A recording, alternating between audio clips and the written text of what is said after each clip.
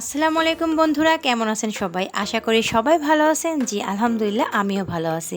আজ বাহিরে ঝিরিঝিরি বৃষ্টি হচ্ছে, তো ভাবলাম গরু মাংস পোলাও রান্না করি। তো চলেন বন্ধুরা, দেখে আসি কিভাবে গরু মাংস পোলাও রান্না করি। তো এখানে আমি মাংসগুলো ধুয়ে রেখেছি।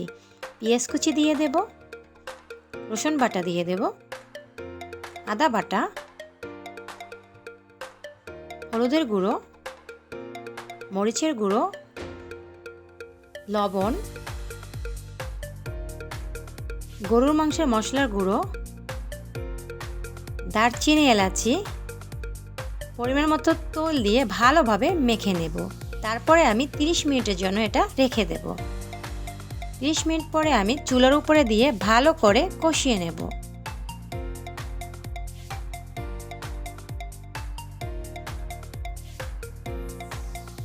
কষানো হয়ে গেলে আমি এখানে গরম পানি দিয়ে দেব।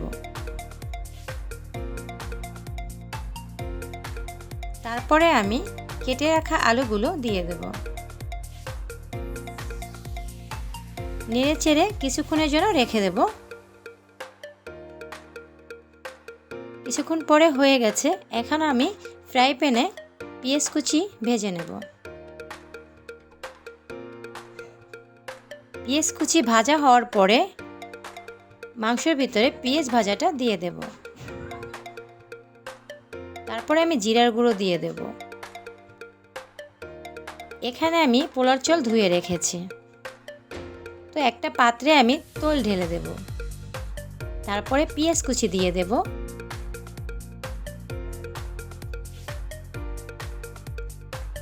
তেজপাতা, দারচিনি, এলাচি দিয়ে ভালোভাবে পেঁয়াজটাকে ভেজে নেব। পেঁয়াজটা ভাজা হওয়ার পরে আমি এখানে পোলার চাল দিয়ে দেব। আদা বাটা, রসুন বাটা, লবণ দিয়ে সুন্দর করে চালগুলোকে ভেজে নেব। চালগুলো ভাজা হলে পরিমাণ মতো গরম পানি দিয়ে দেব। তারপর নেড়ে চেড়ে ঢেকে দেব। তারপরে আমি এটাকে নেড়ে চেড়ে দুটো কাঁচামরিচ দিয়ে দেব। তারপরে ঢেকে রাখবো। তো কিছুক্ষণ পরে আমি 1 কাপ পরিমাণে গুঁড়ো দুধ গুলিয়ে এটার ভিতরে দিয়ে দেব। পোলাও আমার হয়ে আসছে। এখন আমি এটাকে সুন্দর করে নেড়ে ছেড়ে দেব এবং চুলাটা অফ করে ভাপে রাখবো। কিছুক্ষণ পরে আমি পেঁয়াজ ভাজাটা দিয়ে দেব। তো এটাই হলো আমার ফাইনাল লুক। ভিডিওটি যদি ভালো লেগে থাকে অবশ্যই করে একটা লাইক করে দেবেন এবং সাবস্ক্রাইব করে আমার পাশে থাকবেন। আল্লাহ হাফেজ।